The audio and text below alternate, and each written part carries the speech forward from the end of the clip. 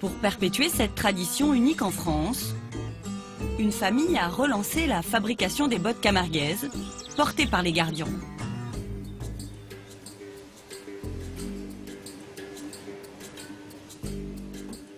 Julien a rejoint son frère dans l'entreprise familiale en 2007. À l'époque, l'atelier de fabrication tourne au ralenti. Laurent, on a reçu le cuir de Degerman, si tu veux m'aider à le ranger. 10 ans plus tard, l'atelier emploie 20 personnes et a été labellisé Entreprise du patrimoine vivant. Il travaille avec les plus grands tanneurs français. On a donc les cuirs qu'on appelle pleine fleur. Pleine fleur, c'est quand tu vois un aspect lisse comme ça, c'est là où il y avait le poil de la bête. C'est la partie la plus noble, c'est le cuir qui a la plus grande résistance. Donc ça, c'est vraiment les cuirs très haut de gamme, qu'on retrouve chez les plus grands maroquiniers du luxe français qu'on peut connaître, donc qui sont les plus grands maroquiniers au monde en fait. Pour mettre en valeur ces peaux d'exception, Julien les inspecte minutieusement avant de lancer la fabrication. Ce qu'on vérifie, c'est qu'elles ne soient pas trop piquées. Des fois, il y a des petits points s'il y a eu des parasites sur la vache. Donc, on vérifie cette qualité de peau, sinon on renvoie la peau.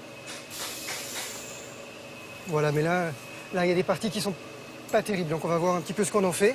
Donc là, ça veut dire que tout ça, c'est à éliminer. Mais là, le cœur est très beau. C'est une belle bande de veau. Voilà. On ne le voit pas forcément, mais c'est un cuir qui contient 18 à 20% de graisse. Voilà. Et donc ça permet surtout à ce cuir de se conserver très longtemps dans le temps.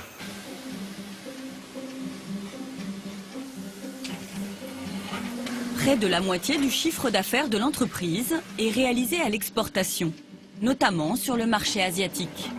Donc là, on est en train de découper notre mythique botte camarguaise. Cette commande, c'est un peu particulier, elle part au Japon. Voilà. Ils sont assez friands d'artisanat français, on le sait, mais on le sait moins, mais ils aiment nos bottes camarguaises. À la confection des semelles, Antoine, son frère. Ça, c'est la semelle, la semelle d'usure qui est vraiment en dessous, sur laquelle on marche. Certaines personnes croient que c'est du bois, mais non, c'est vraiment du cuir assez épais et du coup qui est vraiment va être souple, voilà, contrairement à du bois.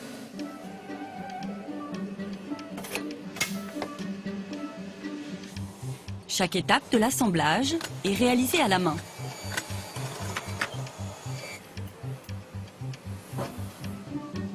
Julien va maintenant donner la forme à la botte.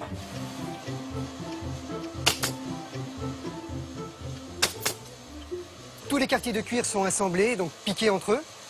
Et voilà, on est prêt à vraiment lui donner sa forme définitive en la mettant sur un gabarit.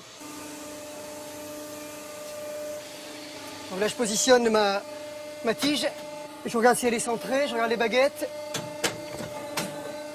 Voilà, là je regarde le coup de pied, qu'il soit bien tiré. Je tire un peu devant, on est pas mal, on va y aller.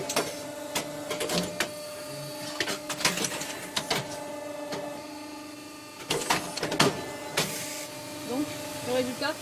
Mais plutôt pas mal, voilà. C'est des cuirs toujours assez raides, donc c'est toujours délicat à monter. Ponçage, collage.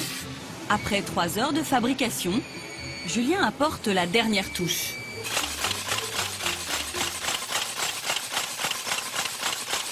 C'est le montage pour lequel nous sommes donc entreprise du patrimoine vivant et qui est à base de clous, de semences en acier inoxydable de 14 mm qu'on vient planter en fait dans l'intercalaire et qui viennent se river contre la forme qui est ferrée.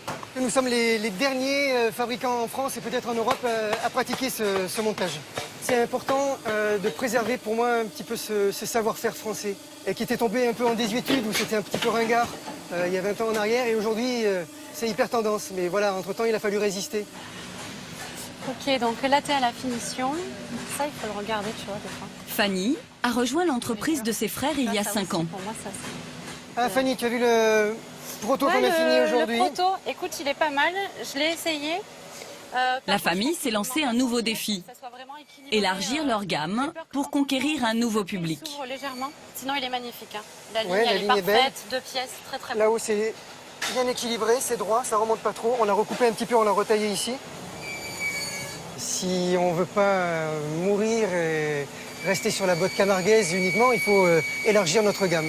Transformer la matière, c'est quand même quelque chose d'assez incroyable quand on pense qu'on reçoit des peaux et qu'on en fait des chaussures et qu'on les voit 10 ans plus tard encore en état de marche. C'est vraiment gratifiant de travailler des produits aussi jolis. C'est une entreprise qui aurait pu mourir et péricliter. Il y a eu du travail, de la passion, une part de chance. Et voilà, on est là aujourd'hui et pour longtemps.